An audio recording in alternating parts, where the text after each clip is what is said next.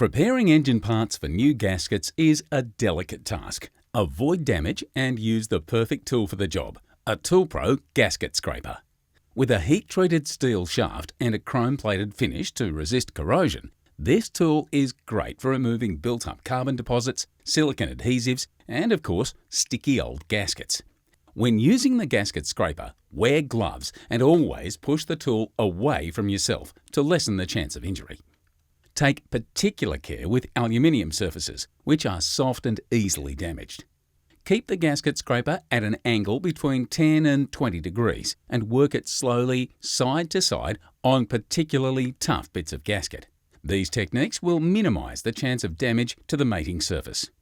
As the gasket scraper dulls with heavy use, it can easily be re-sharpened and its original performance restored.